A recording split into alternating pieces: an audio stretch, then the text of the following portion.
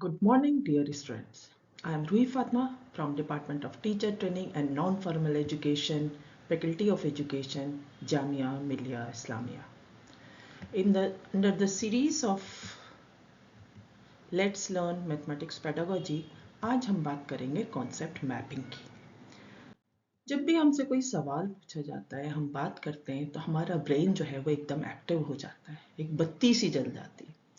जो उससे related words हैं उनके बीच में हम आपस में कनेक्शन ढूंढने लगते हैं कि ये वर्ड हमने कहाँ सुना था, अपनी प्रीवियस नॉलेज में देखते हैं इसका क्या मतलब है। अलग अलग उससे जो रिलेटेड टर्म्स हैं उसके ऊपर हम उसमें कनेक्शन ढूंढने लगते हैं। चाहे ये क्वेश्चन हमसे अकेला हो, ये डिस्कशन हम अकेली बात कर रहे हो, या अगर हम ग्रुप में भी बात कर रहे हैं तो भी जो टर्म्स आ रही हैं, जो कॉन्सेप्ट्स आ रहे हैं, उनको हम आपस में जोड़ने की कोशिश करते हैं। ये जो पूरा एक अलग अलग टर्म्स का, अलग अलग कॉन्सेप्ट्स को जो हम जोड़ते हैं, उसमें आपस में रिलेशनशिप देखने की कोशिश करते हैं, ये पूरा प्रोसेस बेसिकली कॉन्सेप्ट मैपिंग के ऊपर बेस्ड करता है। आइए समझते हैं कि कॉन्सेप्ट मैपिंग होती क्या है। What is concept mapping? Concept map को अगर हम समझें तो हम कह सकते हैं कि कॉन्सेप्ट मैप जो है ये डिफरेंट आइडियाज या डिफरेंट कॉन्सेप्ट्स आपस में कैसे कनेक्ट होते हैं, आपस में उनका क्या रिलेशनशिप है, उसको दिखाने के लिए एक विजुअल रिप्रेजेंटेशन होता है कि हाउ आइडियाज या हाउ कॉन्सेप्ट्स आर कनेक्टेड। ये बिल्कुल इसी तरह काम करते हैं जैसे एक सेंटेंस डायग्राम काम करती है, शो उसका स्ट्रक्चर शो करने के लिए। जब कोई स्टेटमेंट होता है तो एक वर्ब, सब्जेक्ट, ऑब्जेक्ट, प्रीपोजिशन कहाँ रखी जाएगी, उसकी जो पूरी एक सेंटेंस डायग्राम जो होती है वो जिस तरह से अलग अलग जो टर्म्स हैं उसको उसको कनेक्शन दिखाता है, बिल्कुल उसी तरह कॉन्सेप्ट मैप होता है। या हम कहीं जाते हैं, किसी शहर में जाते हैं, किसी जगह जाते हैं, तो वहाँ पर हम रोड मैप का इस्तेमाल करते हैं। तो रोड मैप एक जगह से दूसरी जगह कैसे ले जा रहा है, कैसे कनेक्ट कर रहा है, वो कनेक्शंस दिखा रहा है।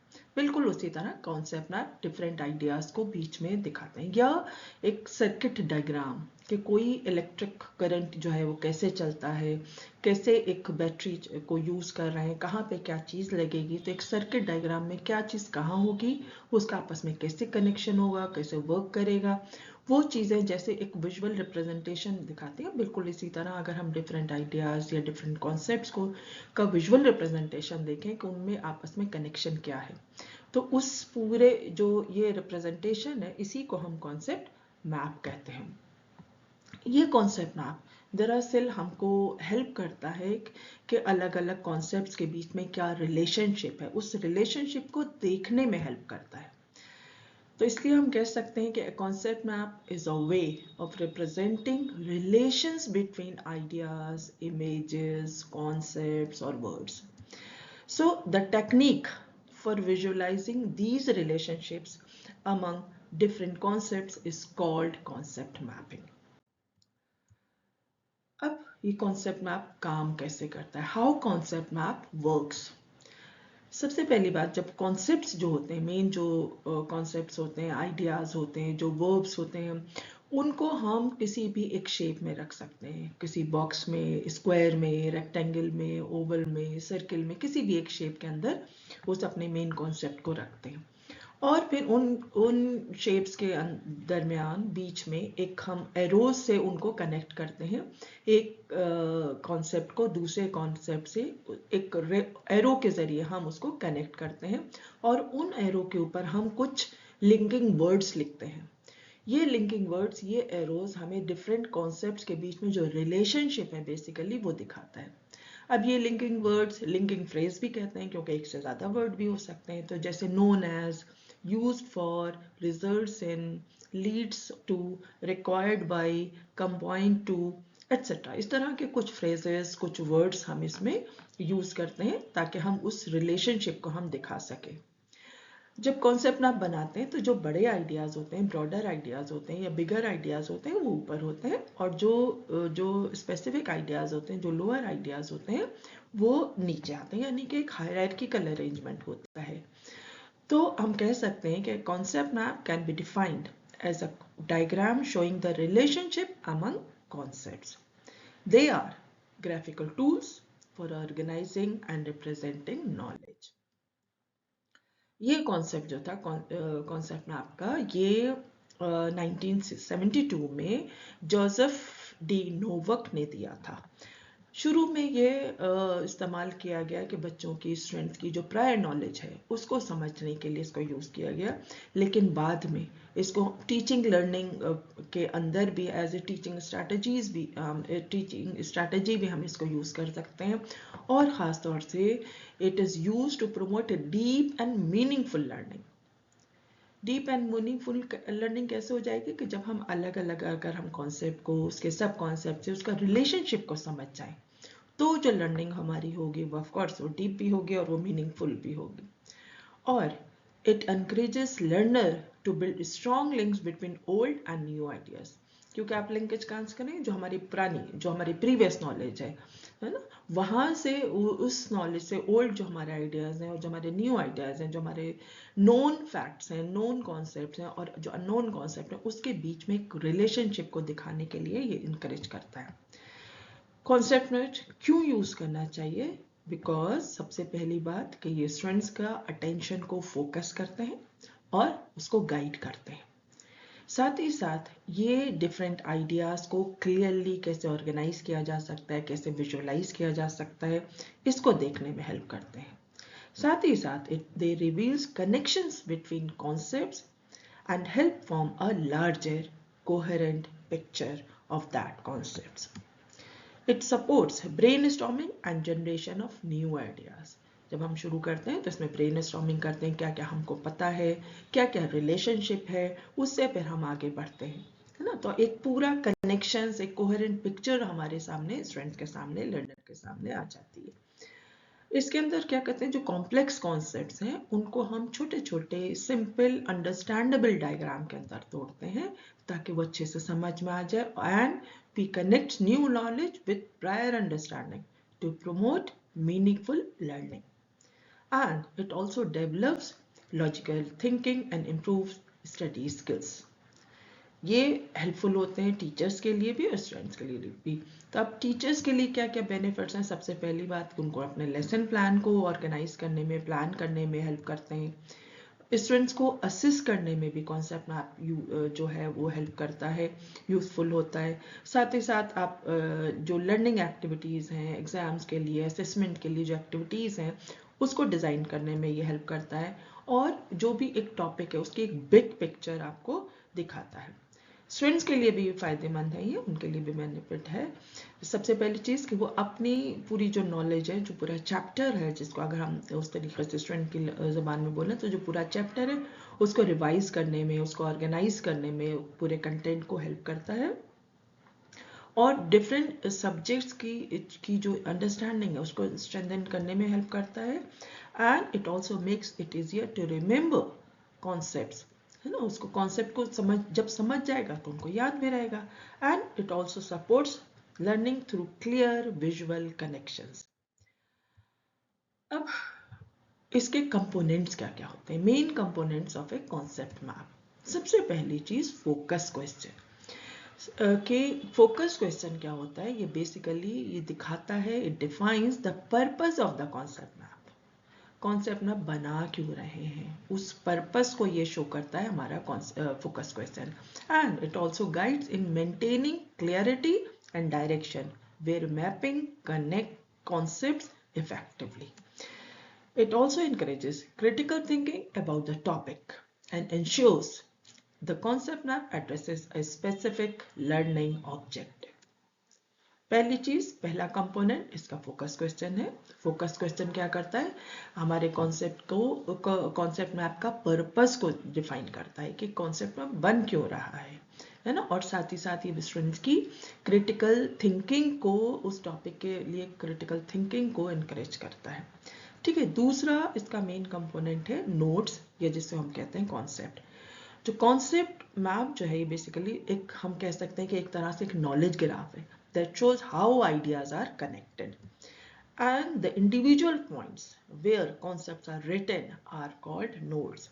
जहाँ हम वो एक कॉन्सेप्ट लिखते हैं, जो हमने अभी बात की थी, किसी शेप के अंदर हम लिख सकते हैं, सर्कल, रेक्टेंगल, स्क्वायर, ओवल, कोई भी शेप हम चुन सकते हैं, लेकिन पूरे कॉन्सेप्ट के मैप के अंदर एक ही शेप होने चाहिए। आप चाहे सारे सर्कल यूज कर लीजिए, स्क्वायर्स यूज कर लीजिए, रेक्टेंगल यूज कर लीजिए, लेकिन ऐसा नहीं है कि एक कॉन्सेप्ट मैप में आप अलग अलग शेप्स यूज करेंगे। एक कोई सी भी चूज कर लीजिए, और उसके अंदर जब हम कोई चीज लिखते हैं, अपना पॉइंट लिखते हैं उस शेप के अंदर, तो वो पूरी कंप्लीट चीज होती है, वो हमारे नोट्स कहलाते हैं। और एक कॉन्सेप्ट मैप में बहुत सारे नोट्स भी हो सकते हैं, क्योंकि हाँ, उसके अलग अलग सिंगल आइडिया को अलग अलग आइडियाज होते हैं, कॉन्सेप्ट, फैक्ट्स, टर्म्स को रिप्रेजेंट करने के लिए हम डिफरेंट नोट्स को यूज कर सकते हैं। So the text written within inside these shapes represents the key concept, and notes act as the building blocks of a concept map. इसको अगर हम इसका विजुअल आइडिया लेने की कोशिश करेंगे, होता क्या है, तो concept related to concept, related to concept, है ना। ये जो पूरे नोड्स जो हैं एक दूसरे से कैसे एरो की मदद से, और उसके ऊपर हम फिर कुछ लिंकिंग फ्रेज लिखते हैं। तीसरा कंपोनेंट जो अभी मैंने कहा, लिंकिंग फ्रेज, लिंकिंग वर्ब, या कनेक्टिंग वर्ड्स भी कहते हैं हम उनको। ये जो डिफरेंट नोड्स हैं उनको हम एरो के जरिए लिंक करते हैं, और उसकी रिलेशनशिप को हम के डिफरेंट कॉन्सेप्ट में, डिफरेंट नोड्स में क्या क्या रिलेशनशिप है, उसको हम वर्ड्स के जरिए, कनेक्टिंग वर्ड्स के जरिए, या लिंकिंग वर्ड्स के जरिए, लिंकिंग फ्रेजेस के जरिए हम उसको दिखाते हैं। Linking verbs show how two or more concepts या nodes are related in a concept map. These links are shown using arrows and short phrases. है ना, जैसे ये अब इसमें verbs या short phrases कर सकते हैं, जैसे gives rise to, results in, is related to, leads to, includes, involves, etc. इस तरह के हम उसको यूज कर सकते हैं। और ये जो लिंकिंग वर्ब्स हैं, ये उस कनेक्शन को पूरी तरह से एक मीनिंग देता है, ज्यादा क्लियरली, ज्यादा मीनिंगफुल बनाता है उस रिलेशनशिप को। सो दीज लिंक्स, और ये जो लिंक्स हैं, ये वन डायरेक्शनल भी हो सकते हैं, टू डायरेक्शनल भी हो सकते हैं, डिपेंडिंग ऑन द रिलेशनशिप। इसका विजुअल आइडिया आप देखें तो कॉन्सेप्ट ए, कॉन्सेप्ट बी, और उसके बीच का जो रिलेशनशिप है, रिजल्ट्स इन, है ना, तो जो कनेक्शन है, जो भी हम फ्रेज यूज करेंगे वो यहाँ हम लिख सकते हैं। चौथा कंपोनेंट है इसका प्रोपोजिशन, या जिसको हम कह सकते हैं मीनिंगफुल स्टेटमेंट। प्रोपोजिशन क्या है? पूरा एक मीनिंगफुल स्टेटमेंट है that explains the relationship between two और मोर concepts. In a concept map, a proposition is formed by note, linking phrase, note, है ना। दो नोट के बीच में जो रिलेशनशिप है, वो जो पूरा एक स्टेटमेंट बनता है, वो स्टेटमेंट हमारा प्रोपोजिशन कहलाता है। It helps make the meaning of the linking verb clear. So propositions show how ideas connected and create complete, understandable statement within the map. For example, एक स्टेटमेंट है, addition is used to find the total. एक meaningful statement है, इसको हम कह सकते हैं कि एक प्रोपोजिशन है। अब यहाँ पर इस एडिशन और टोटल, ये दोनों क्या है? नोड्स हैं, है ना। और इस यूज टू एक लिंकिंग फ्रेज है ना। और पूरा आपका सेंटेंस क्या हो गया? Addition is use to find the total. ये आपका प्रोपोजिशन हो गया। एक और एग्जाम्पल लेते हैं प्रोपोजिशन की। Fractions represents parts of a whole. तो यहाँ फ्रैक्शंस और पार्ट्स ऑफ अ होल, दो अलग अलग चीजें, अलग अलग कॉन्सेप्ट्स हैं। ये दोनों आपके नोट्स हो गए, और रिप्रेजेंट जो है वो आपका लिंकिंग फ्रेज हो गया। तो इस तरह से fraction represents parts of a whole एक मीनिंगफुल स्टेटमेंट है, इसको हम प्रोपोजिशन कहते हैं कॉन्सेप्ट मैपिंग के अंदर। सो proposition help clearly the exact meaning of the relationship shown by the linking words. इसका visual idea, fractions represents part of a whole, जो अभी हम इसकी बात कर रहे हैं अपने इस So इसमें होता है क्या है कि a proposition is simply the combination concept 1 plus linking phrase plus concept 2 implies a forming a meaningful statement. इन सब से मिलकर एक meaningful statement बन जाता है, that is known as proposition. एक और इम्पॉर्टेंट कंपोनेंट क्या है? इसकी हायरार्की। जैसे हमने पहले बात की थी कि इसमें हायर कॉन्सेप्ट्स होते हैं वो ऊपर होते हैं, और लोअर कॉन्सेप्ट नीचे चले जाते हैं। तो ये टॉप टू डाउन, हम टॉप डाउन स्ट्रक्चर हम कह सकते हैं कॉन्सेप्ट मैप में यूजुअली ये फॉलो होती है। सो द मोस्ट इंपॉर्टेंट और broader concept is placed on the top, and more specific or less important concept appears below. So this arrangement may be vertical or horizontal, दोनों तरह से हो सकता है, वर्टिकल भी हो सकता है, हॉरिजॉन्टल भी हो सकता है, लेकिन ये हमेशा डिक्रीजिंग लेवल ऑफ जनरलिटी की तरफ जाएगा. अगर हम विजुअल इसका वर्टिकल वाले पोजीशन में देखें तो हमारा मेन कॉन्सेप्ट, फिर उसके नीचे सब कॉन्सेप्ट, फिर उसके नीचे एग्जाम्पल्स. तो इस तरह से हम हायरार्किकल वे में हम इसको दिखाते हैं. सो मीनिंगफुल, हमने कहा कि कॉन्सेप्ट मैप की मदद से हम मीनिंगफुल लर्निंग कर सकता है लर्नर, डीप लर्निंग करता है. मीनिंगफुल लर्निंग होती क्या है? Meaningful learning requires student to connect newly acquired concept to the prior learn concept. उनका आपस का कनेक्शन दिखाता है. अब यहाँ पर आपके सामने एक पिक्चर है, आप इसको अगर ध्यान से देखें तो ये कॉन्सेप्ट मैप है. जब भी हम बात कर रहे थे कि कोई सी भी आप शेप ले सकते हैं, तो यहाँ पर हमने क्या किया, हमने रेक्टेंगल्स लिए हैं और रेक्टेंगल के अंदर हमने कुछ कुछ कॉन्सेप्ट्स लिखे हैं. जैसे सबसे पहले हम, क्योंकि कॉन्सेप्ट मीनिंगफुल लर्निंग का दिया है, तो सबसे पहला नोड ही हमारा मीनिंगफुल लर्निंग है. अब इसको रिक्वायर्स है ना, ये क्या आपका लिंकिंग फ्रेज. और कैसे क्या, meaningful learning requires learners relevant prior knowledge, meaningful material learner chooses. अब ये क्या है, प्रीवियस नॉलेज क्या है, stored in network of neurons, हमारे ब्रेन में रहती है, assist by produces constructive changes in network of neuron. Meaningful material selected by teachers. Of course जब टीचर पढ़ाने जा रहा है तो मीनिंगफुल मटेरियल को सिलेक्ट करेगा. साथ ही साथ लर्नर क्या चूज करेंगे, to use meaningful learning produces this. Connection देखिए आप, not to use rote learning, teachers encourages meaningful learning and teacher discourages rote learning, है ना. तो ये पूरा मीनिंगफुल लर्निंग का एक तरह से कॉन्सेप्ट मैप है. इसके अंदर नोट्स हैं, इसके अंदर एरोज हैं और इसके अंदर आपकी लिंकिंग फ्रेजेस है और ये कनेक्शन को पूरा दिखा रहा है.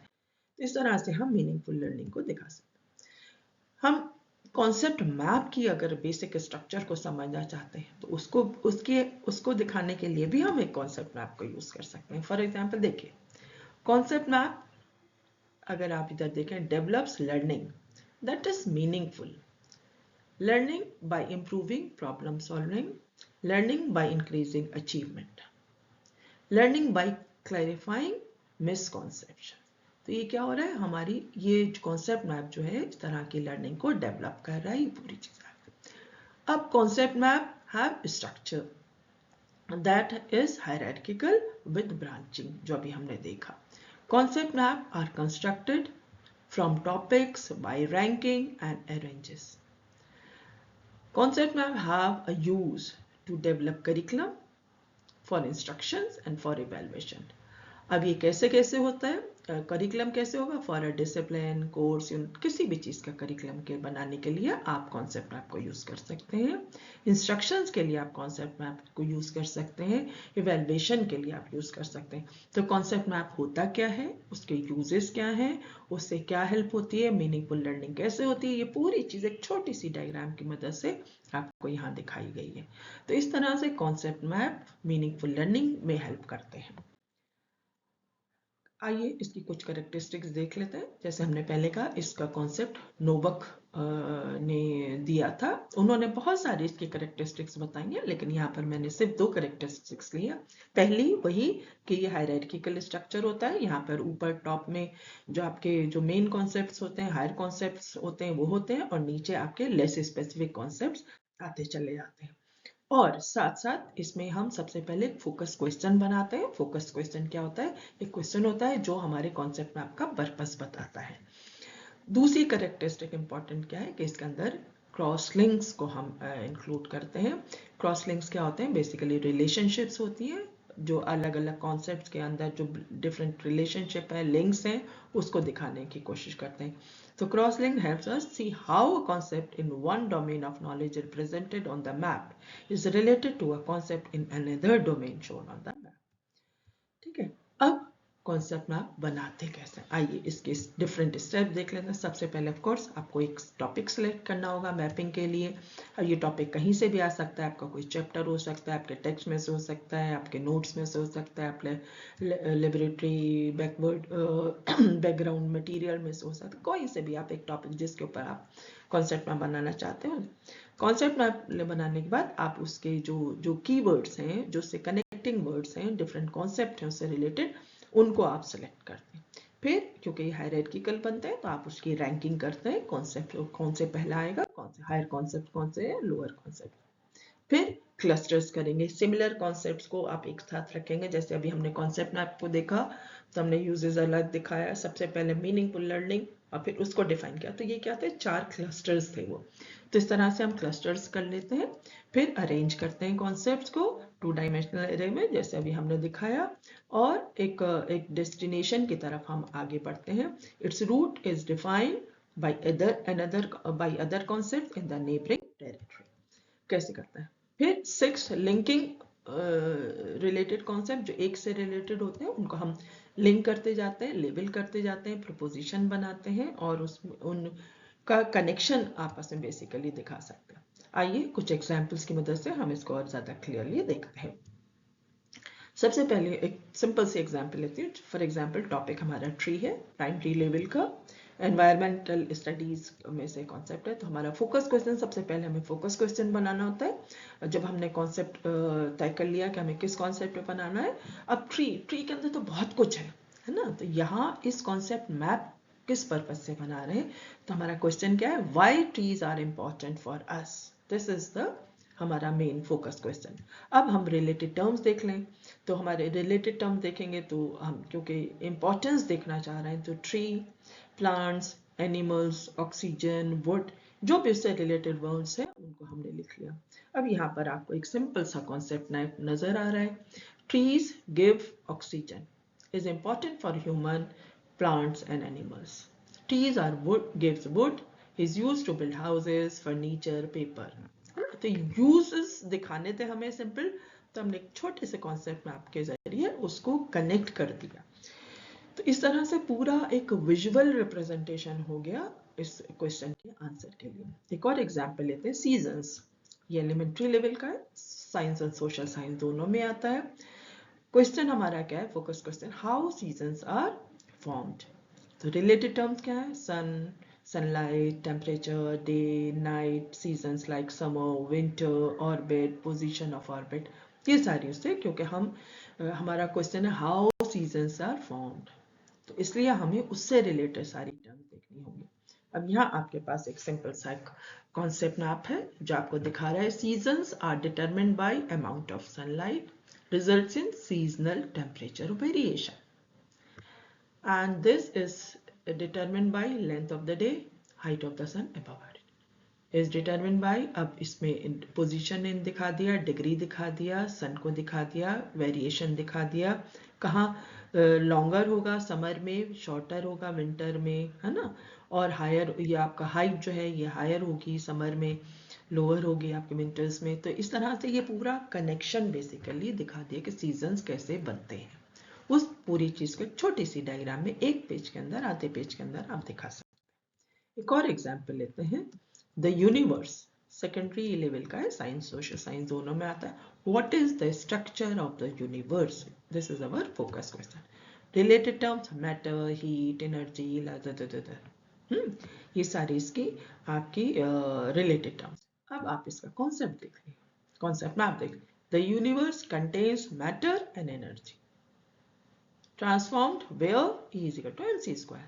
Matter क्या है, matter is particular, has mass, may be organized and is usually conserved. दूसरी चीज क्या थी, energy comes in different forms, can be stored, used to make things, organized and is usually conserved. आपस की सारी रिलेशनशिप एक छोटे से उसके अंदर डिफरेंट कॉन्सेप्ट की इसके अंदर। आइए अब थोड़ा सा मैथ्स के कॉन्सेप्ट देख लेते हैं। Angle sum property, for example elementary level का है, मैथ्स डिसिप्लिन है। तो हमारा फोकस क्वेश्चन क्या है, what is the sum of measures या angle sum property of triangle and और क्वाड्रिलेटरल आप दोनों के ले रहे थे, तो हम दोनों के ले रहे हैं, तो एंगल्स, ट्राइंगल, क्वाड्रिलेटरल ये आपके रिलेटेड टर्म्स। सिंपल सा कॉन्सेप्ट मैप है, sum of measures of all the angles of a triangle is 180 degree, all the angles of a quadrilateral is 360। अब ये आपस में दोनों कैसे रिलेटेड है, क्योंकि हम ट्राइंगल की पहले पढ़ाते हैं, जब वो पढ़ा दी तो क्वाड्रिलेटरल है तो आप उसको बीच में से कट करके एक क्वाड्रिलेटरल को दो ट्राइंगल्स में कन्वर्ट कर सकते हैं, और उन क्योंकि हमें पता है कि तीन उनका एंगल्स का सम जो है ट्राइंगल के 180 होता है, तो इस तरह से हम दोनों को दो ट्राइंगल्स के सम को जोड़कर 360 दिखा सकते हैं। सिंपल सी एक एक्टिविटी कर सकते हैं और उसमें कनेक्ट कर सकते हैं। एक और एग्जांपल्स लेते हैं, multiplication of a monomial by a monomial. Elementary level की है, मैथ्स की है, तो सिंपल हमारा फोकस क्वेश्चन है, what happens when we multiply two monomials. Monomial, binomial, coefficient, algebraic factor, ये सारे इससे रिलेटेड टर्म्स। अब आप देख लीजिए, multiplying a monomial by monomial gives monomial. जब हम दो मोनोमियल को मल्टीप्लाई करते हैं तो हमें एक मोनोमियल ही मिलता है, सिंपल। अब इस जो हमें हासिल होता है बात का, जो प्रोडक्ट मोनोमियल होता है वो क्या था, whose numerical coefficient is the product of algebraic factors of first monomial and the algebraic factor of the second monomial। और इसके जो algebraic factor है is the product of numerical coefficient of the first monomial and the numeric coefficient of the second monomial। Simple, इतनी छोटी सी जगह में हमने पूरा मल्टीप्लिकेशन का, मोनोमियल के मल्टीप्लिकेशन का एक कॉन्सेप्ट आसानी से दे दिया। अब यहाँ जब इस तरह से बच्चे समझेंगे तो उसको एक मीनिंगफुल लर्निंग होगी, क्योंकि वो उसको नजर आ रही है, सारी चीजें कनेक्शंस नजर आ रहे हैं। एक और लेते हैं, मेंसुरेशन एलिमेंट्री लेवल का है। What is mensuration? मेंसुरेशन में क्या होता है, आपका area, volume, perimeter, total surface area, plane figure, solid figure, related. अब आप इसको देखें, मेंसुरेशन इज द, क्योंकि हमारा क्वेश्चन है व्हाट इज मेंसुरेशन, तो mensuration is the study of area and volume. Area किसका होता है, प्लेन फिगर का होता है। प्लेन फिगर में क्या होती है, पेरीमीटर होता है। वॉल्यूम किसका होता है, सॉलिड फिगर्स का होता है। सॉलिड फिगर्स क्या रखती है, टोटल सरफेस एरिया। तो सिंपल से एक छोटी सी चीज में आपने वो कॉन्सेप्ट बताया, ये सब समझाया और उसका आपस में कनेक्शन भी दिखा दिया। तो इस तरह से कॉन्सेप्ट मैप आप बता सकते हैं। आइए एक और देखते हैं, क्वाड्रिलेटरल। क्लास 8 में अगर हम क्वाड्रिलेटरल देखें, अब हम स्टेप वाइज देख लेते हैं कि हम कैसे करते हैं। सबसे पहले हम एक फोकस क्वेश्चन बना लेते हैं ताकि हम ध्यान रहे हमें कि क्वाड्रिलेटरल इतना बड़ा कॉन्सेप्ट है, तो उसके अंदर हमें इस मैप के अंदर क्या बनाना है। तो उसके लिए हम एक फोकस क्वेश्चन कर लेते हैं जो बच्चों को स्मूथली अपनी प्रायर नॉलेज को देखने में, उसको कनेक्ट करने में हेल्प करे। तो यहाँ हमारा फोकस क्वेश्चन है, what is the area of a quadrilateral. Step 2 में हमारा क्या था, हमने रिकॉल कराएंगे बच्चों को, है ना, उनके आइडियाज से शेयर करेंगे जो कुछ उन्होंने पढ़ रखा है, क्योंकि ये 7th में भी क्वाड्रिलेटरल पढ़ रखा है, तो जो कुछ पढ़ रखा है उसके ऊपर बात करेंगे और चीज़ों को हम आपस में रिलेट करेंगे। फिर जो बातें आ रही हैं, जो कॉन्सेप्ट्स आ रहे हैं, वो सबको हम एक तरफ लिखते जाएंगे बोर्ड पर, और जो पूरी लिस्ट ऑफ हमारी टर्म्स आ जाएगी, स्टेटमेंट आ जाएंगे, उसका हम क्लैरिफिकेशन भी देंगे और आपस में देखेंगे क्या रिलेशनशिप। अब फॉर एग्जांपल इस फोकस क्वेश्चन के लिए, what is the area of a quadrilateral के लिए हमारा जो रिलेटेड टर्म्स थे क्या थे, क्वाड्रिलेटरल। अब क्वाड्रिलेटरल है तो sides, angles, opposite side, adjacent sides, opposite angle, adjacent angle, diagonal, base, height, right angle, supplementary angle, area, enclosed reason.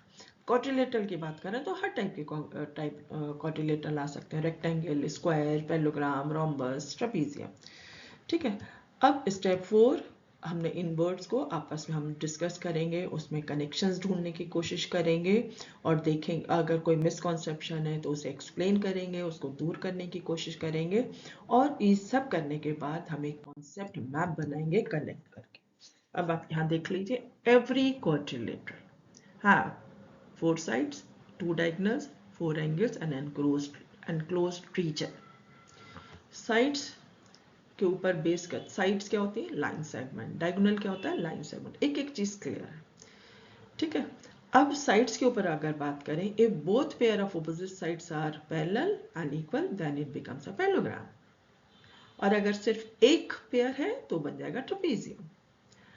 अब parallelogram if each angle is right then ये बन जाएगा आपका rectangle. If adjacent sides are equal then ये बन जाएगा rhombus. Rectangle if adjacent sides are equal then ये बन जाएगा स्क्वायर, है ना. तो अब आप ये देखिए क्वाड्रिलेटरल के आपस की जो डिफरेंट टाइप्स हैं, बड़े होने तक बच्चे इन टाइप्स के आपस के रिलेशनशिप को नहीं समझ पाते, वहाँ कन्फ्यूजन है. अगर आप इस तरीके से पढ़ाएंगे और उनको ये रिलेशनशिप दिखाएंगे तो वो बहुत ज़्यादा उनके यहाँ कॉन्सेप्ट क्लियर हो जाएगा. और इस तरफ अगर आप देख रहे हो तो एंगल्स की भी बात है. 4 डायगोनल्स हैं बाइसेक्ट ईच अदर, यानी कि पैरेललोग्राम के अंदर 4 angles, opposite angles are equal parallelogram के अंदर. enclosed region, every quadrilateral have enclosed region is called आपका एरिया. अब सबके एरिया इन्होंने दिखा दिए एक तरह से. तो आपका जो what is the area of a quadrilateral, पूरी चीज तरह से रिलेशनशिप इसमें दिखाई जा रही है, कॉन्सेप्ट इसको समझ में आ रहा है.